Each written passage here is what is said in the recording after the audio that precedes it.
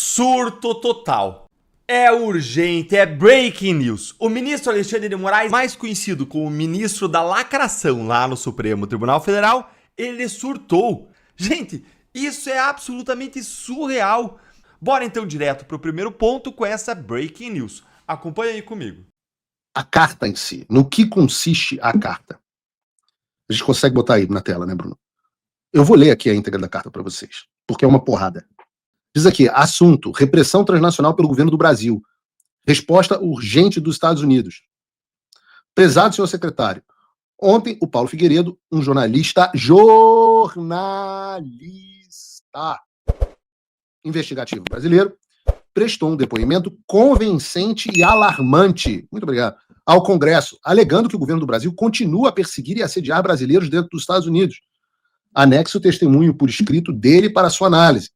Esta não é a primeira vez que o Congresso ouve tal testemunho. Em 7 de maio, de 2024, presidiu uma audiência no Subcomitê de Direitos Humanos da Comissão de Relações Exteriores da Câmara, intitulada Brasil, uma crise de democracia, liberdade e Estado de Direito, onde alegações semelhantes foram descritas por um painel de testemunhas que incluía o senhor Figueiredo. Em 21 de junho de 2024, enviei uma carta formal ao ministro Alexandre de Moraes solicitando informações sobre violações de direitos humanos cometidas por autoridades brasileiras. A carta não foi respondida. Os fatos que temos diante de nós são indiscutíveis. E ele enumera. Autoridades brasileiras usaram mecanismos da Interpol para atingir e reprimir dissidentes no exterior.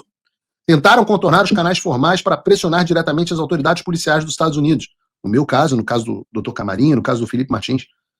Compeliram ou coagiram empresas americanas a restringir a liberdade de expressão legal. E buscaram aplicar decisões judiciais estrangeiras para suprimir manifestações protegidas pela Constituição dos Estados Unidos. A gravidade da repressão transnacional do governo do Brasil dentro dos Estados Unidos, bem como a sua falta de disposição para responder a preocupações congressionais, tornam claras as suas ações e intenções. Essa situação também é uma preocupação doméstica, pois enfraquece os direitos dos cidadãos norte-americanos, a soberania de nossas instituições e a integridade de nossa estrutura legal e tecnológica. Senhor secretário, parabenizo sua declaração e seu testemunho no dia 21 de junho perante o Comitê de Relações Exteriores da Câmara de que sanções Magnitsky contra o ministro Alexandre de Moraes estão sendo analisadas e são uma grande possibilidade. Exorto o governo a agir rapidamente. Exorto, I urge, né? Eu urjo, exorto o governo brasileiro a agir rapidamente para impor essas sanções e, visando uma responsabilização futura, prestem muita atenção nessa parte. E, visando uma responsabilização futura, a identificar outros funcionários brasileiros envolvidos na repressão transnacional contra brasileiros nos Estados Unidos. O Brasil, outrora um parceiro democrático regional, está se aproximando de um ponto de ruptura institucional. Na minha opinião, já aconteceu esse ponto de ruptura institucional, em 2022. Não podemos nos dar ao luxo de nos arrepender no futuro de termos sido omissos quando os sinais de alerta são claros e as ferramentas estão disponíveis. Atenciosamente, Chris Smith, babá. Eu espero que com isso, às vezes as pessoas são lentas, porque eu entendo que não é uma estratégia muito clara, não faz muita parte do dia a dia das pessoas e também é meu trabalho estar aqui para explicar esse tipo de coisa. E muita gente fica chateada, fala, Paulo, você explica a sua estratégia para o inimigo. Eu falo todos os dias, porque eu não tenho estratégias que o inimigo tenha capacidade de interceptar. Eu não tenho. As estratégias que seriam passíveis de interceptação, essas acontecem nos bastidores, ninguém nem sabe. Se eu estou falando algo aqui, é porque este algo não pode ser interceptado pelo inimigo. E por isso que apenas no domingo nós tornamos pública a razão da minha ida à Comissão de Direitos Humanos do Congresso dos Estados Unidos. E eu, agora, posto tudo isso, explicando a estratégia, eu me assusto ainda como algumas pessoas de direita acham que eu estou brincando quando eu faço essas coisas. Como se não tivesse estratégia, como não tivesse sido tudo friamente calculado, como diz o Chapolin Colorado. Inclusive com os americanos.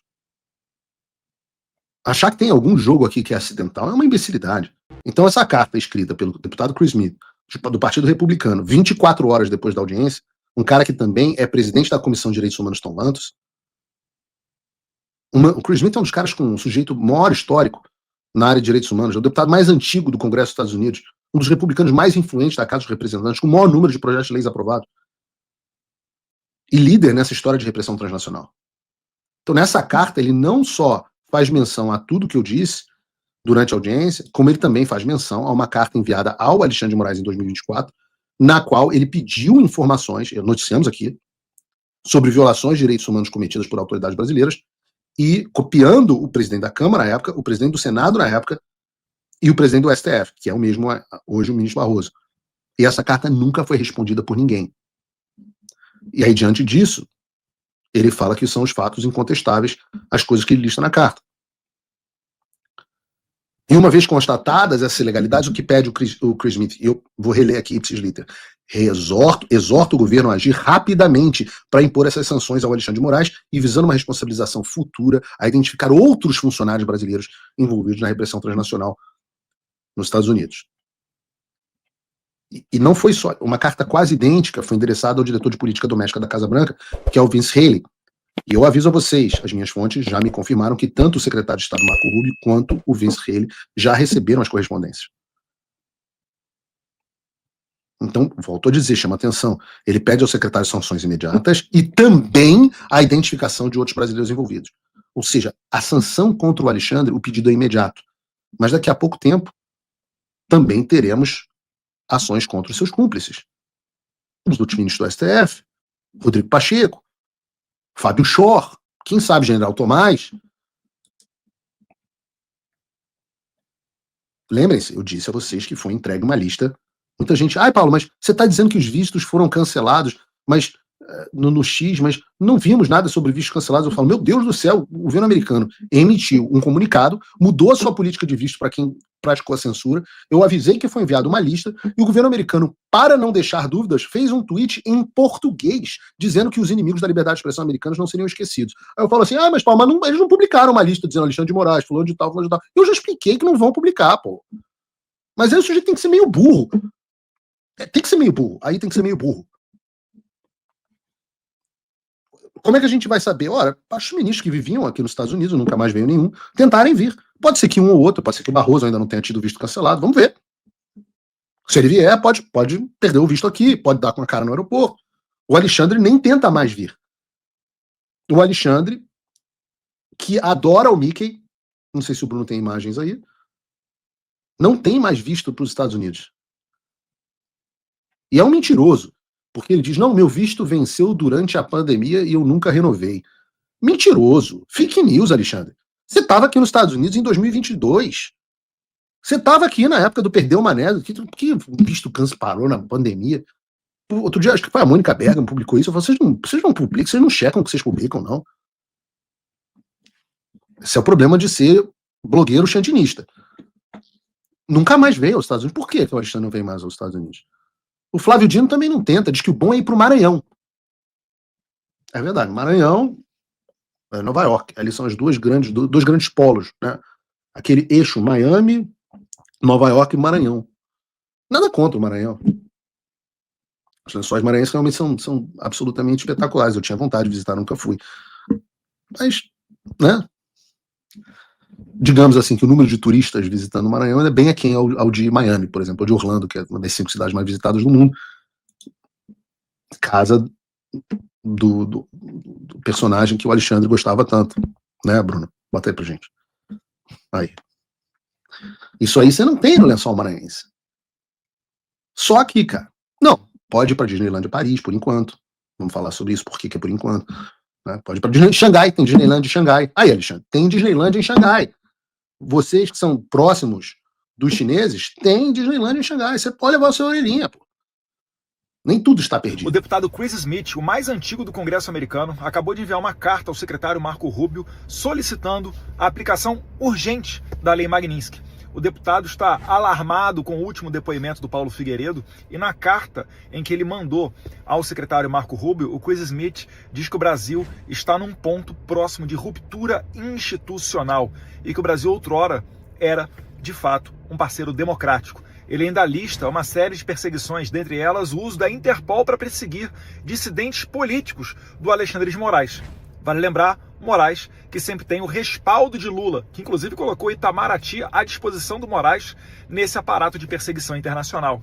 A coisa está ficando cada vez mais séria e a gente realmente aguarda uma sanção rápida do governo norte-americano, não somente que já seria suficiente para resguardar a questão de direitos humanos no Brasil, mas também para proteger o próprio Estados Unidos, que tem sido palco para essas ações do Moraes, que não se resumem apenas a cercear as plataformas como a Rumble, a Truth Social, dentre outras, né? Não apenas a censurar empresas americanas, mas também perseguir cidadãos americanos e pessoas que estão dentro do solo dos Estados Unidos. Deus quiser, a gente está muito próximo de colocar um freio no maior ditador que a minha geração já viu. Saiu na Reuters. Olha aqui, ó. Olha a data. Tava pensando que o julgamento seria no dia 30, na verdade o julgamento foi hoje. E, pasme, Carvajal se declarou culpado, ou seja, ele confessou os crimes que cometeu. E um dos crimes, segundo o jornal espanhol, é de que o serviço de inteligência venezuelano no qual ele estava à frente, na verdade, controlava um cartel de drogas e que muitos políticos nesse cartel de drogas foram beneficiados. E, pasme, qual o nome que ele mencionou? Não se sabe se na corte americana, mas ele mencionou lá na Espanha, Lula. Você vai se surpreender. Bora então aqui direto pro vídeo que vale muito a pena ver. O ex-chefe de inteligência e contra-inteligência militar da Venezuela, Hugo Carvajal, conhecido como El Pollo, entregou a um juiz espanhol diversos documentos em que admite ter financiado ilegalmente movimentos políticos de esquerda na América Latina e na Europa. O material foi obtido pelo jornal espanhol OK Diário.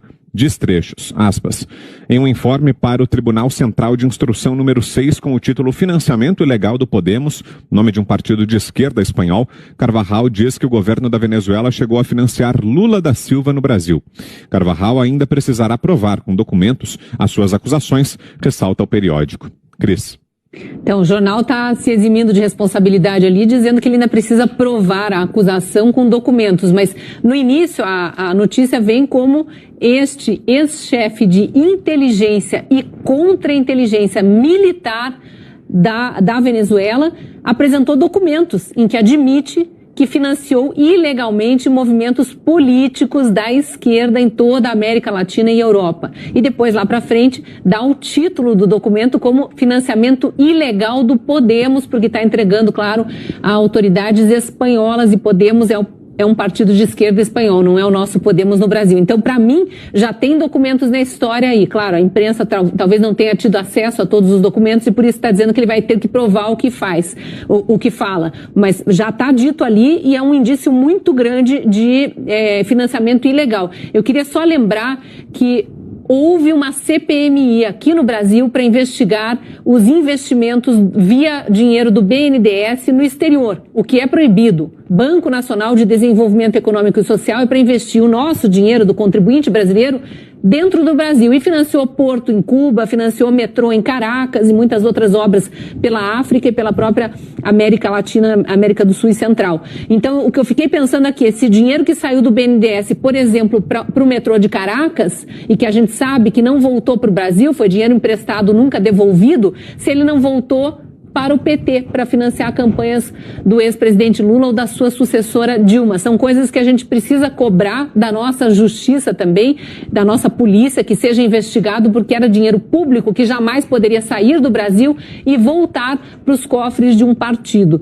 E aí a gente também fica questionando se pode haver esse financiamento estrangeiro, se é que o dinheiro era estrangeiro, não dinheiro nacional que saiu ilegalmente daqui, né? Porque a gente sabe que pela legislação eleitoral, o partido que aceita financiamento estrangeiro, ele tem que ser extinto. Seria o caso de pedirmos a extinção do PT?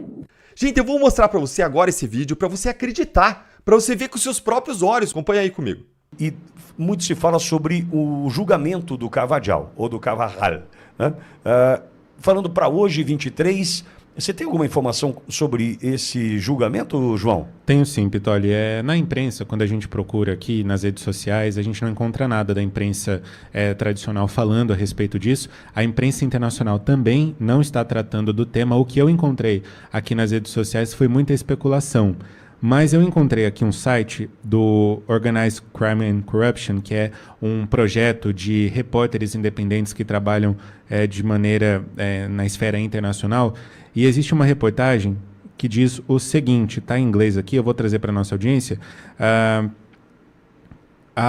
Vamos começar aqui. A Espanha extraditou Carvajal em 2023 para os Estados Unidos. Eu lembro que nós falamos isso aqui na Auriverde, né? Ele foi acusado de conspiração de narcoterrorismo, bem como de armas e outros crimes de tráfico de drogas. Os procuradores o acusavam especificamente numa tentativa de 2006 de enviar um carregamento de 5 toneladas de cocaína da Venezuela para os Estados Unidos em um jato privado, mas ele foi detido durante uma escala no México. Bom, a alegação, a acusação alegou que Carvajal era um dos líderes do Cartel de los Soles. Eu não sei como é a pronúncia a tradução disso para português. Isso desde pelo menos 1999, e que eles buscavam inundar os Estados Unidos com cocaína e infligir os efeitos nocivos e viciantes da droga aos usuários. Bom, o que a gente tem mais de informação, Pitoli, que eu encontrei aqui em alguns veículos, dessa vez da imprensa internacional, é que ele está sendo julgado por um tribunal em Nova York. Sim, Tribunal Federal, em Nova York. E o juiz responsável por esse caso marcou a data do início do julgamento de Carvajal para 30 de junho, ou seja, a partir do dia 30 deve começar esse julgamento em um tribunal de Nova York. Muito bem, João. Então, a expectativa criada para segunda-feira da semana que vem. Embora alguns perfis da internet dizendo que poderia começar hoje.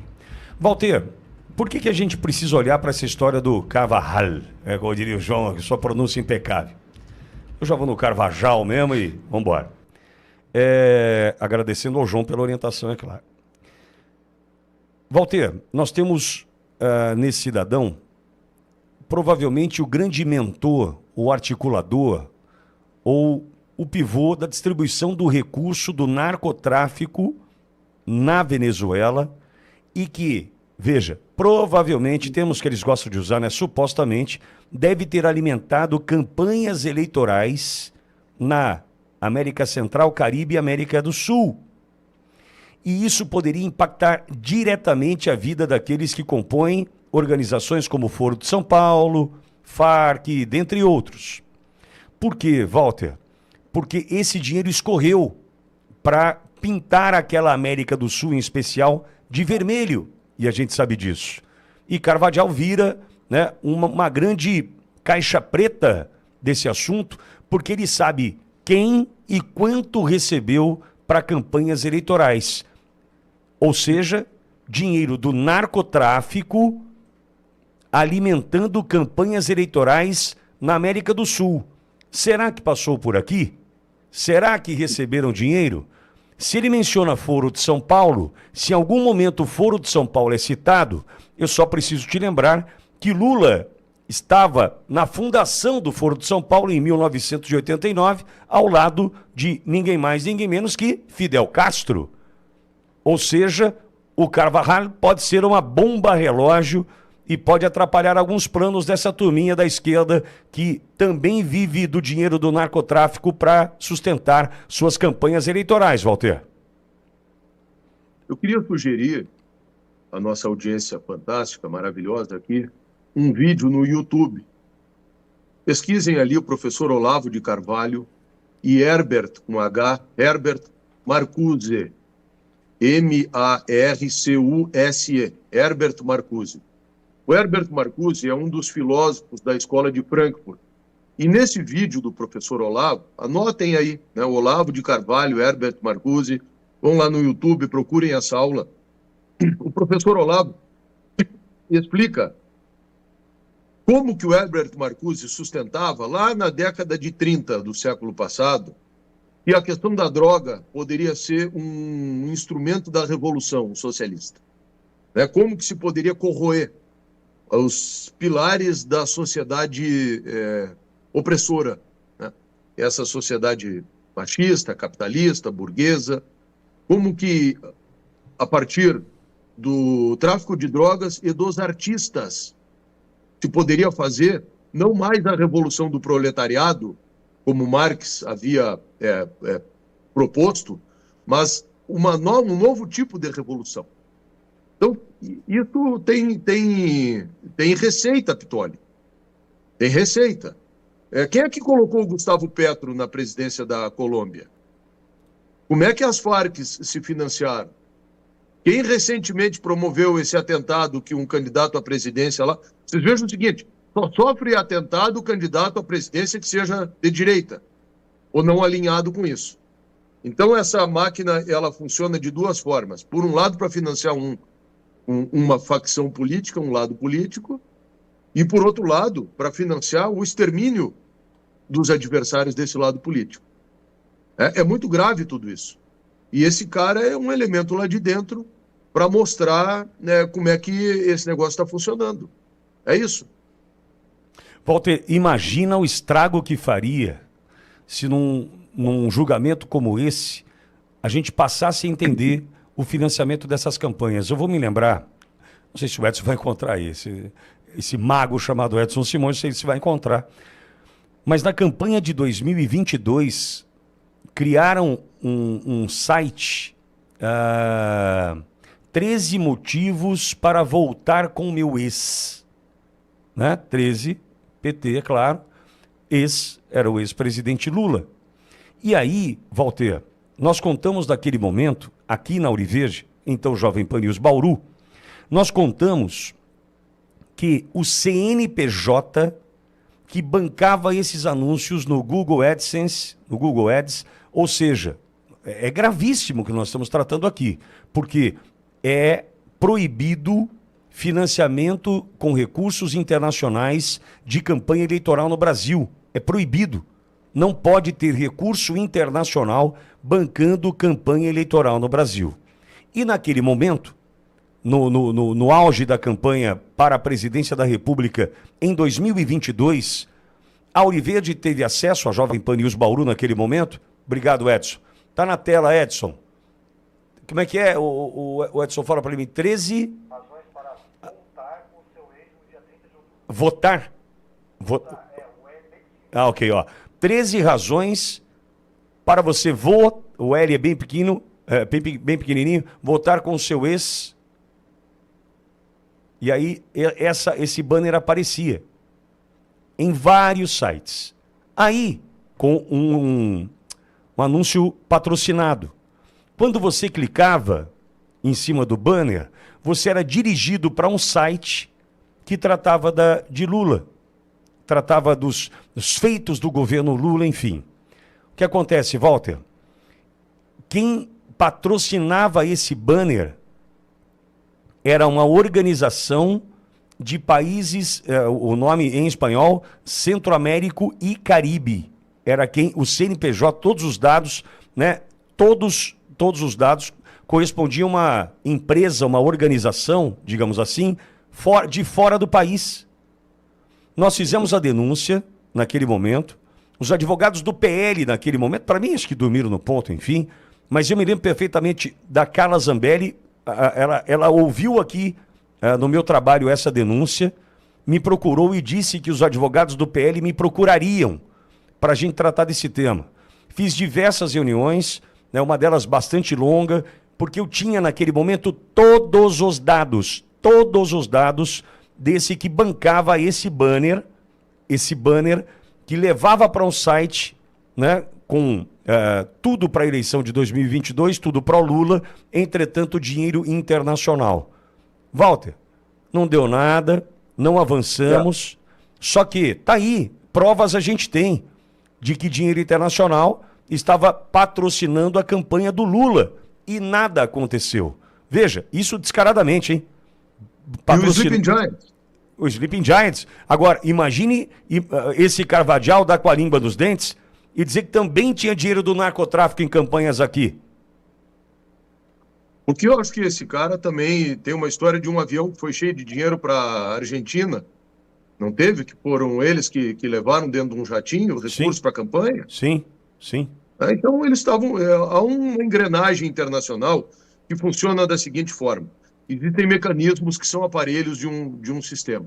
ONGs, sindicatos, grupos de jornalistas, coletivos, tudo isso, onde hoje se inclui, inclusive, esses organismos internacionais como a ONU, a serviço de uma causa, de um propósito.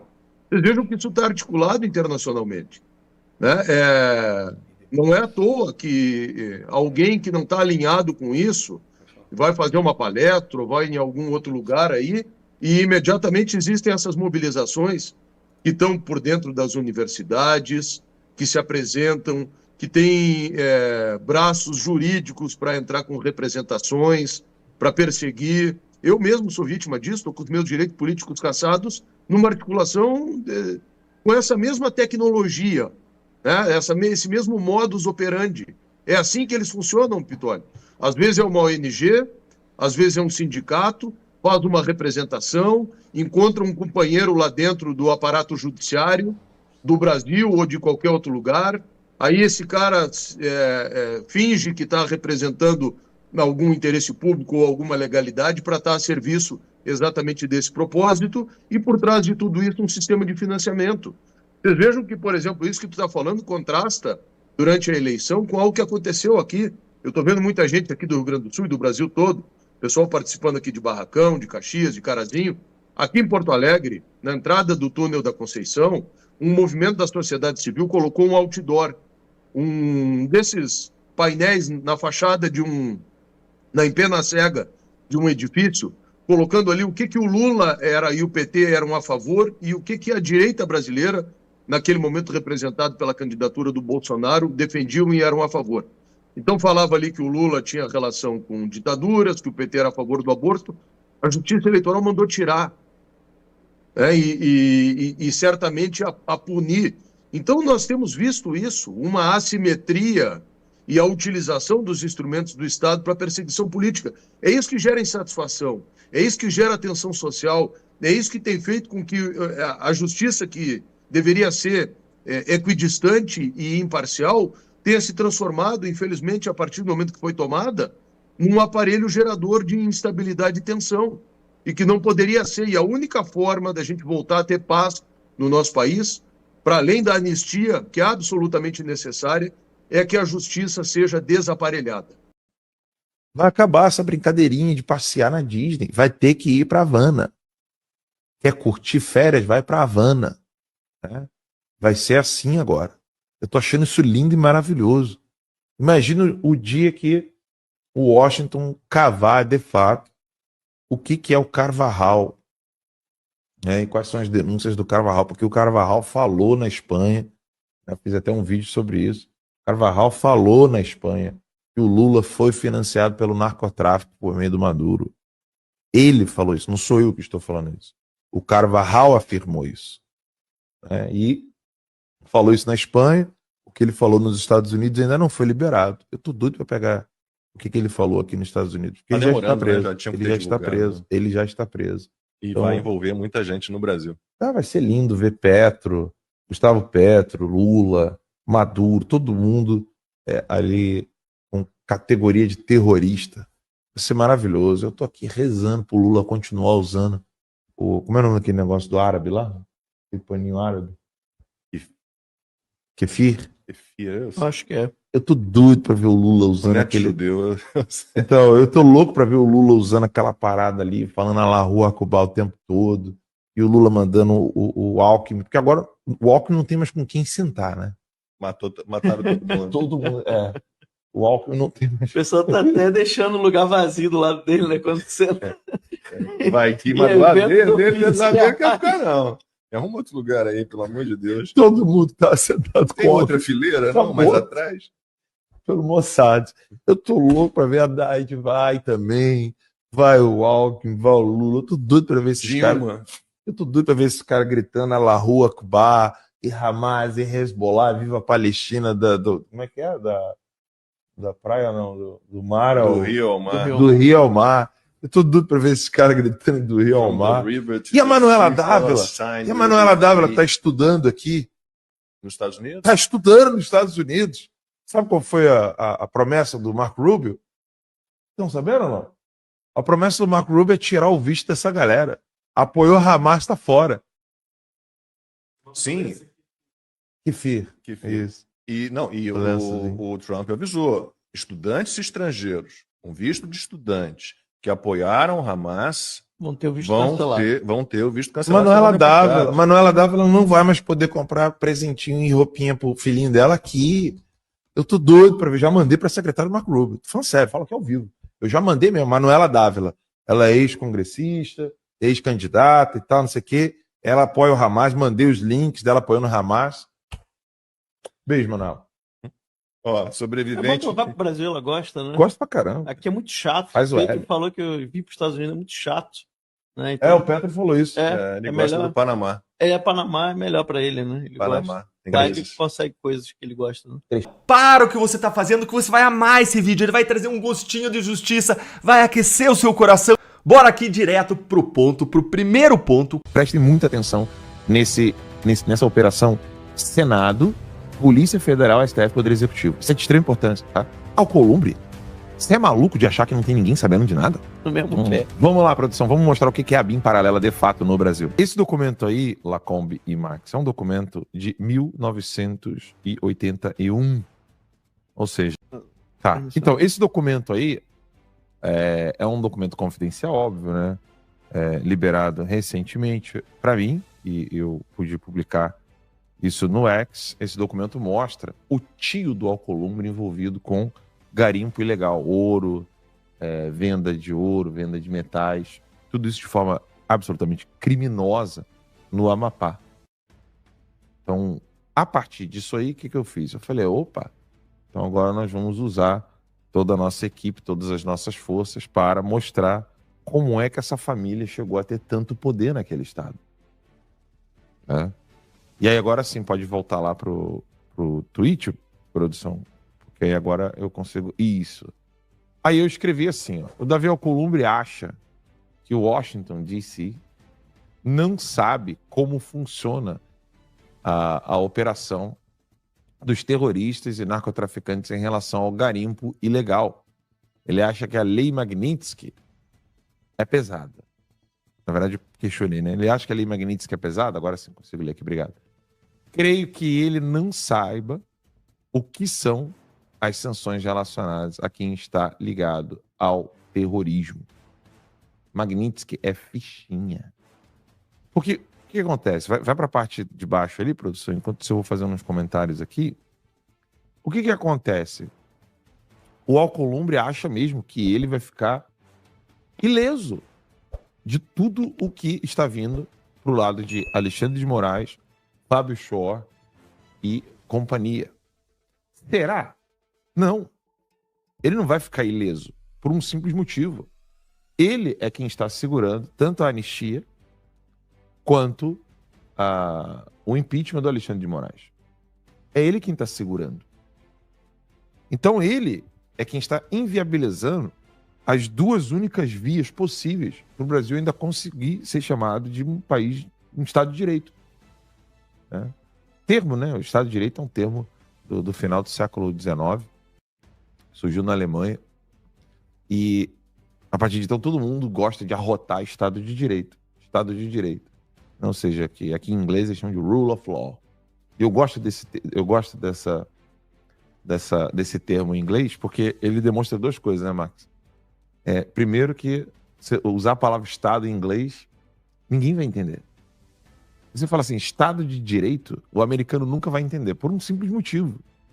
A noção de Estado moderno é absolutamente inconcebível para o americano. Por isso que em inglês é Rule of Law, que é quase um império da lei.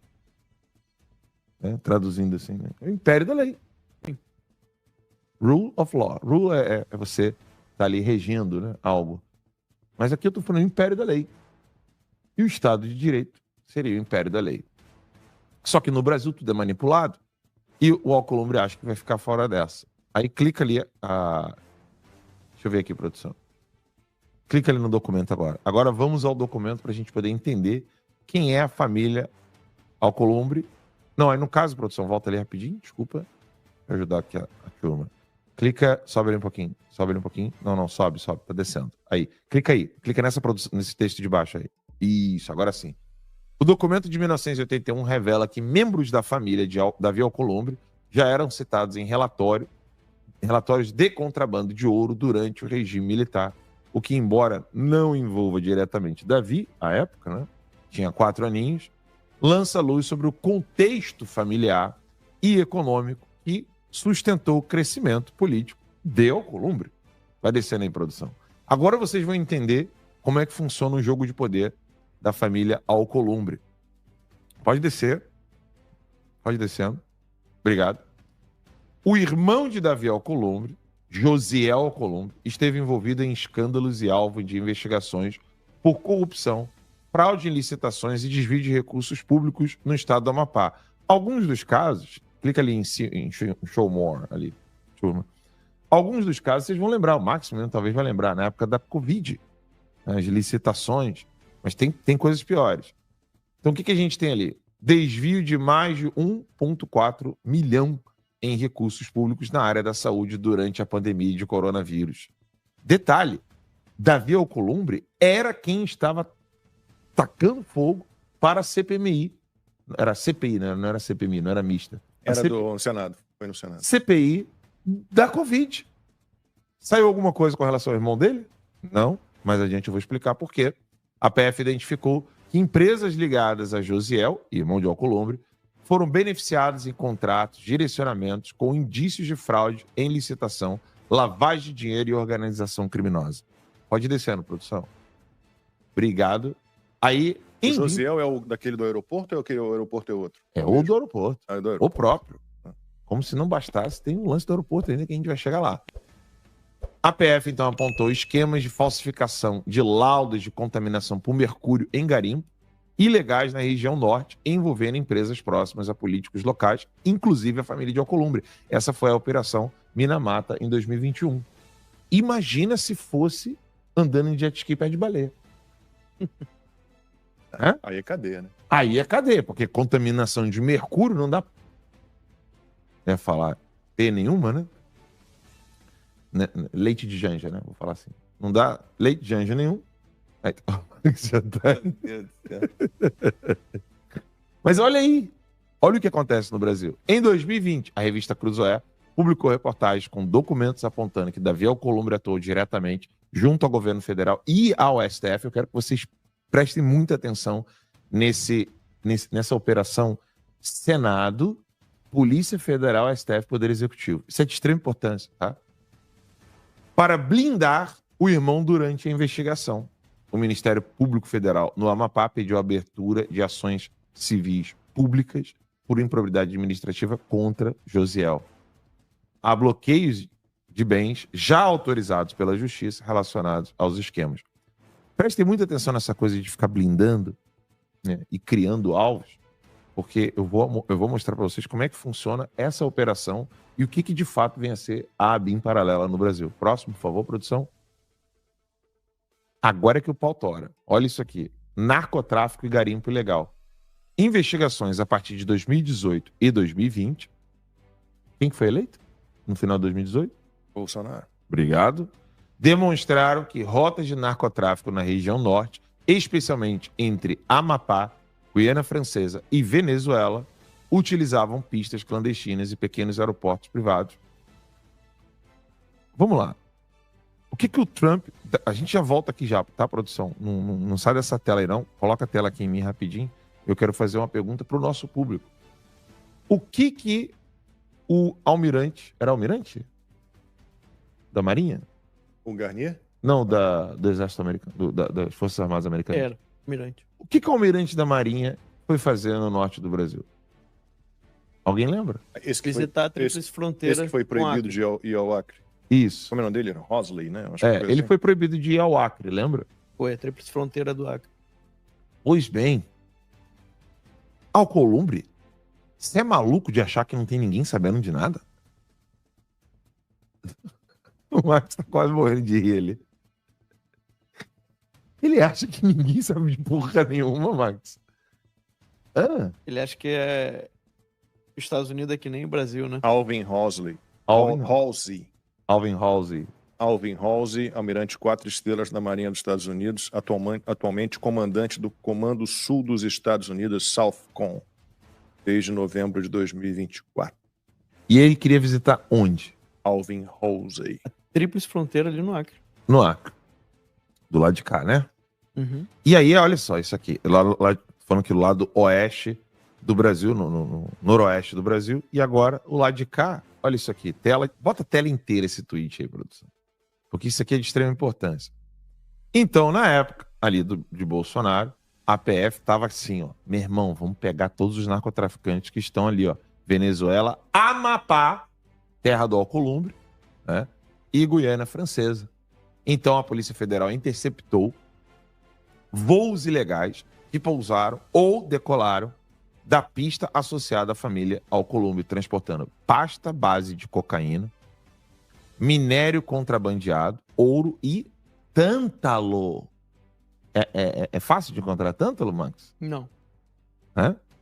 Dinheiro em espécie sem declaração. Pode descer, produção.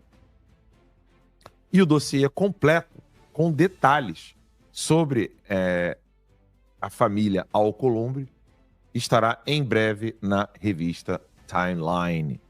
E agora, para não segurar muito o microfone da vez para a gente poder bater um papo, eu quero mostrar para vocês como é que funciona esse organismo de você ter a Polícia Federal, que é a parte do DIP, né, que é, salvo engano, é o Departamento de Inteligência da Polícia Federal, o DIP, o Departamento de Inteligência, que tá na mão, sabe de quem? Fábio Shore. É outro que... Vocês lembram, né, que o Fábio Shore veio em Orlando pra Disney, né? Dá um rolê. Não faz muito tempo, né? Não faz, não. Você lembra disso, Max? Lembro. Fábio Shore? Volta, Fábio Shore. Venha pra Orlando. Eu quero ver você visitando o Mickey mais uma vez. Só mais uma vez. Tem uma música que é só mais uma vez? Só mais uma vez, né? Comigo. Rapaz, eu não me arrisco a cantar nada, É isso hein? mesmo. De quem é essa música? Amanhã, talvez. Outra, qual que é essa daí? Só mais uma vez? Como é que é? Amanhã, talvez. Beleza. Mas o Fábio Shore, só mais uma vez. Disney. Mickey Mouse. Minnie. Não vai Pato sair Donald. nem do aeroporto. Não demais, mano. Deixa o cara vir. Chegar na Deixa imigração. o cara vir. Não. Vai ter que voltar no mesmo pé. Vamos lá, produção. Vamos mostrar o que é a BIM paralela de fato no Brasil. Joana, meu Deus, se encavou. Colocou aí, produção? Era Númerozinho só 2 música aí? porcenta, Joana. Vamos lá.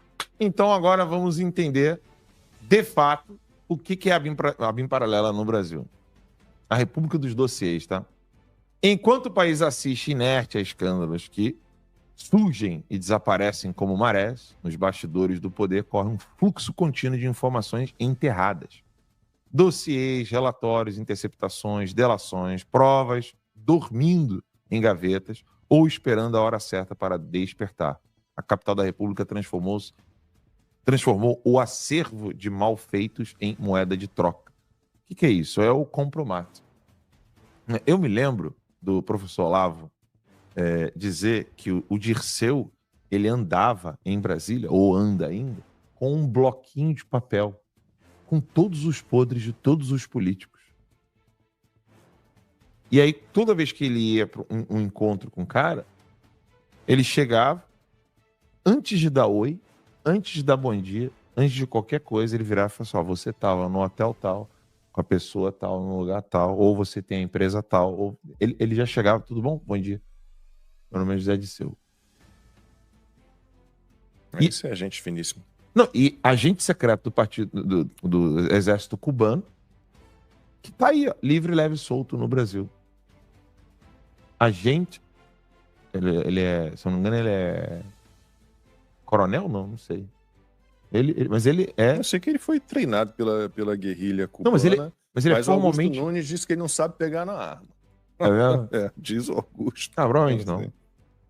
Não é exagero afirmar que o governo Lula possui centenas de dossiês armazenados em cofres institucionais e bases de dados sigilosos. São usados como ferramentas de pressão para garantir que interlocutores, no caso deputados, senadores, ministros, boca de veludo, procuradores, cooperem com os planos de execução do executivo, ou no mínimo não atrapalhem. A ameaça é sempre a mesma. colaborar ou ver o seu nome explodir no noticiário, não é, o Mota? Me diga aí, Mota. Com investigações reativadas ou escândalos ressuscitados. Pode descer aí, turminha, quer eu descer? Isso tudo vai estar no dossiê, tá? Não vou ficar aqui lendo textos e mais textos. Eu quero mostrar como funcionava a parte da ABIN paralela. Pode descer? Pode descer? Essa arapongagem aí, né? Agora vocês vão entender como é que a anistia não passa, por que impeachment não passa. Pode ir descendo, produção? Pode ir descendo aí. Que eu não vou ler todo o texto. Em breve, nem Wi-Fi passa. Eu acho que, na verdade, já tá descendo e eu não tô vendo aqui o retorno. Não, eu não. Aqui tá travado pra mim. Tá não? Então desce aí, produção. Pode descer. Pode descer. Aí, para na flight level ali rapidinho, desculpa, turma. Sobe um pouquinho. Aí, maravilha. Então, aí eu recebi ontem uma série de documentos da Operação Flight Level. Eu não tinha nem ouvido falar nessa operação. De repente, quando eu fui ver Flight Level no Google, se você colocasse no Google Flight Level, quem é que foi? Perguntem pro Grok aí, eu vou perguntar aqui agora, quer ver? Vou fazer um exercício aqui, ó. Mas é porque agora acho que ele vai usar o meu tweet, né? Mas o que foi a Operação Flight Level? Porque eu recebi todos os documentos dessa galera, dessa operação aí. Aqui, ó, perguntando aqui pro Grok, no X. Perguntando agora aqui, ao vivaço. O que foi a Operação Flight Level? Não tem nome de ninguém nas matérias. Ninguém. Você vai acessando os sites, não tem ninguém. O Grok colocou aqui. O Grok é o serviço de inteligência artificial do X, né? A Operação Flight Level foi uma ação deflagrada pela Polícia Federal do Brasil com apoio da Receita Federal. Gravem isso, tá? Polícia Federal e Receita Federal. COAF, depois. Em 12 de abril de 2021. Quem que era presidente? Bolsonaro. Obrigado. Essa operação, de 15 de abril de 21, lembremos-nos que o Terça Livre foi fechado em outubro. Bolsonaro estava ali, ó, no auge, conseguindo manter o país firme e forte no meio da pandemia. Mas o que tinha nessa operação? Essa operação foi com o objetivo de combater crime de tráfico internacional de drogas, organização criminosa e lavagem de dinheiro. Segundo o Grok, eu tô lendo o Grok aqui, isso que eu fiz agora, tá? A operação teve início após a apreensão em outubro de 2020, né, antes de 21, um avião executivo brasileiro no aeroporto internacional de... Vê se essa palavrinha soa legal para vocês. Lisboa, Portugal. Vai ter um fórum jurídico maravilhoso em Lisboa agora, daqui a pouquinho. Festa da democracia lá. Vai ter com um jatinho particular, né? Claro. Então, esse jatinho particular que foi para Lisboa, Portugal, transportava 175 quilos de cocaína e teria partido de Belo Horizonte, Minas Gerais. Detalhes da operação. Tô lendo o Grok aqui ainda. Nem é ainda o nosso dossiê, porque o nosso dossiê tem os documentos originais. Tá? Da Polícia Federal. Esse aqui é só o Grok. Eu só tô lendo aqui o que todo mundo pode ler. A PF identificou que sócios e operadores da aeronave estavam envolvidos em um esquema de transporte de drogas por meio de aviões privados. A organização criminosa utilizava laranjas e fantasmas para ocultar bens adquiridos com o crime, como imóveis, veículos de luxo, joias e criptoativos, Max. Cumprimento: 2 mandados de prisão preventiva e 20 mandados de busca e apreensão em cidades como Belo Horizonte, Lagoa Santa, Rio de Janeiro, São Paulo e Goiânia. Bloqueio de conta de 29 pessoas físicas e jurídicas, sequestro de 15 veículos, 5 imóveis e 8 aeronaves. Só que o detalhe é o seguinte, pode olhar aqui, ó, não tem nome de ninguém. Ó, pode olhar. Não tem nome de ninguém. Se você colocar no Google, assim, bom, peraí, operação de narcotraficante, cocaína e tal, e não tem nome de ninguém. Agora volta para a introdução do nosso dossiê, porque esse dossiê tá enorme, vai ser publicado na revista Timeline, e agora é que a brincadeira começa. Só para assinante, né? Só para assinante. Só para assinante. A Operação Flight Level, documentada neste dossiê da Timeline, é um exemplo trágico. Uma investigação sólida com provas, nomes, pela primeira vez, conexões internacionais, abafada. Pô, peraí. Como é que você abafa um troço desse? Ligando narcotraficante. Tem PCC no meio, tá? Tem tudo. E ninguém, não tem nome de ninguém. Mas o nome de ninguém. Em nenhuma matéria de jornal. Isso foi na época do presidente Bolsonaro. Todo mundo ali batendo nele. Que agora acabou isso. Vocês já perceberam, né? Não tem uma operação contra o PCC. Não tem uma operação quase, bem dizer, contra o narcotráfico. É raríssimo a gente ver isso aí. No governo Bolsonaro, lembra que a gente fazia até negócio de... Botava até aquela música do Senna? Lembra? Sim. Porque era quase todo dia. Quase todo dia tinha apreensão, né? Quase todo dia tinha apreensão, cara. A Polícia Rodoviária Federal vivia fazendo apreensão. Era recorde atrás de recorde. Era recorde atrás de recorde. Eles quebraram vários recordes. Era impressionante. Eu ficava impressionado. Falei, cara, que isso, meu irmão? Eu tava ali, né? Vamos lá. Só para eu poder ler ali, produção. Obrigado. Por que ela foi abafada, né? Porque esbarra em figuras com foro privilegiado, né? Em nomes que não podem cair. Mas pode ser desengavetada a qualquer hora se alguém contrariar os interesses certos. Vamos ver. Esse é o real poder em Brasília. Saber o que esconder, quando vazar e sobre quem silenciar. Por isso que o Hugo Mota tá nessa, né? Vai descendo. Pode descer esse texto todinho aí, que a gente não precisa lê-lo. Vamos lá pro dossiê da ABIN Paralela. Pode clicar aí, a verdadeira ABIN Paralela. Até a capinha ali ficou legal. A PF nas mãos do STF. A verdade sobre a DIP, Moraes, Fábio Shor e Ricardo Saad. Oi, Saad, tudo bom? Você não veio com Shor na Disney, né? Na última vez. Tente outra vez. Rapaz, hoje eu tô, meu irmão. A coisa é linda. Você sabia que as investigações mais sensíveis da Polícia Federal não passam pelas superintendências estaduais, Max? Você sabia disso? Não passa mais, acabou. Elas vão para onde? Elas vão direto para uma divisão secreta em Brasília, a DIP. Divisão de Inteligência Policial.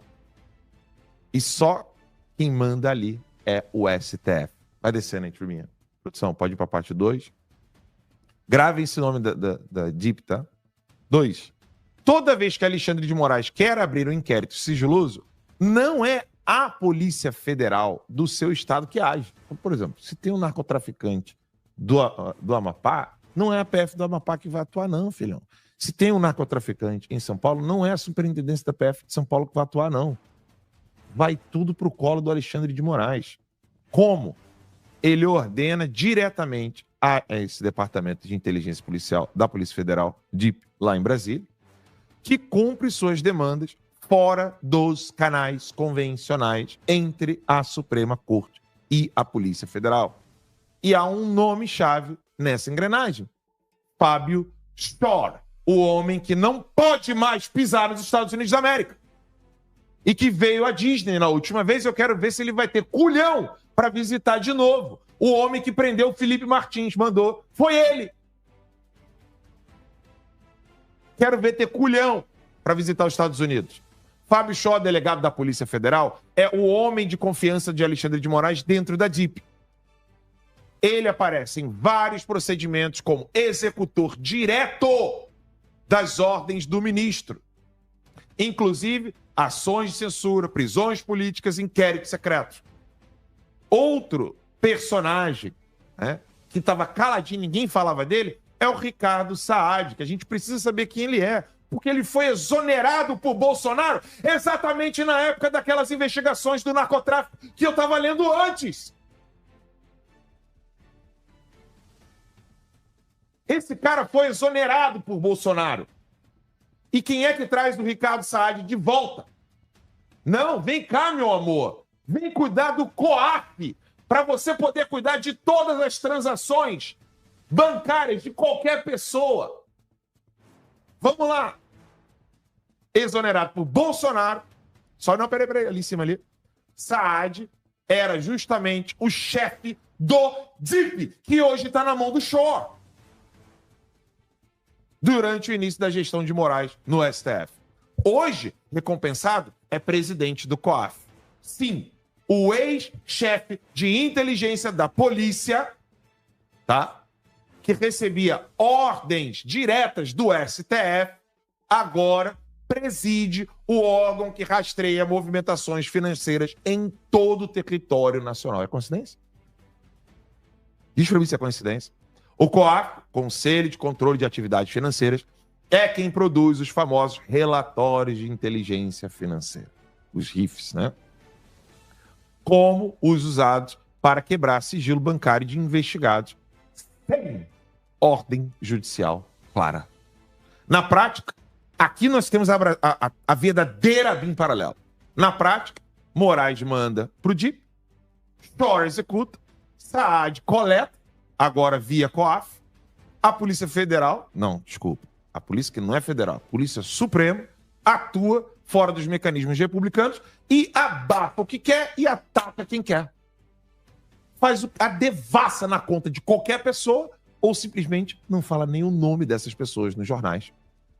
Essa estrutura explica por que operações robustas como a Flight Level, que envolvia narcotraficantes do PCC, daqui a pouco a gente vai botar até matérias, algumas matérias que não estão nos principais jornais, matérias lá do Mato Grosso. Vou mostrar para vocês sobre isso. Que descobriu tráfico internacional por jatinhos, simplesmente desapareceram. A Flight Level simplesmente fez assim, ó. Não porque era como que era? Inoportuno, como é que é? Quando você incomoda? Incômodo da baleia? Como que era? O Bolsonaro foi acusado? Importunação. Não é porque era uma importunação da baleia, mas porque era uma importunação por PCC, envolvendo nomes de políticos e de Brasília e de outros estados. Isso aí é a verdadeira Brasil Paralelo. A BIM Paralelo. A DIP, esse departamento, virou o braço de inteligência da STF, a KGB. Virou uma KGB mesmo. É muito claro isso. O Shore é hoje o presidente, ou sei lá, diretor, chame do que quiser, da KGB brasileira.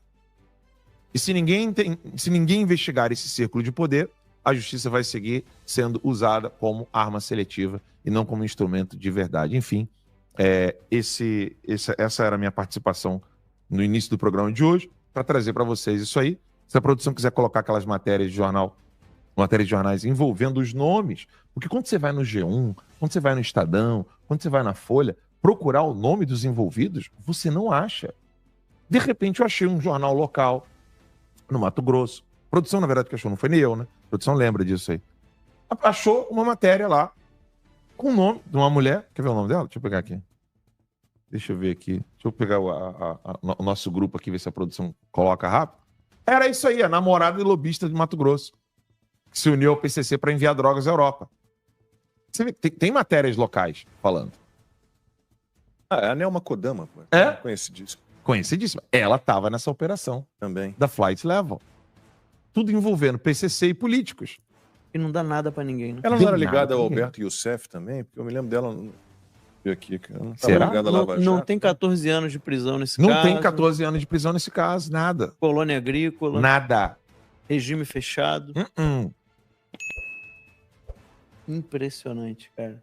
O dossiê completo, gente, que assim, nenhum jornal vai publicar um dossiê como esse, nenhum no Brasil, até mesmo porque nós tivemos acesso a todos os documentos da Polícia Federal envolvendo isso aí, exclusivos, né? São documentos. A gente não vai colocar os documentos para vocês, óbvio, né? Jornalista não faz isso. Mas tá lá a matéria e... tá aqui, ó. Ela foi presa tentando embarcar com 200 mil euros no aeroporto de Guarulhos e ela foi investigada, presa e condenada no esquema da Petrobras pela força-tarefa do MPF, do Ministério Público Federal, na Operação Lava Jato. Pô.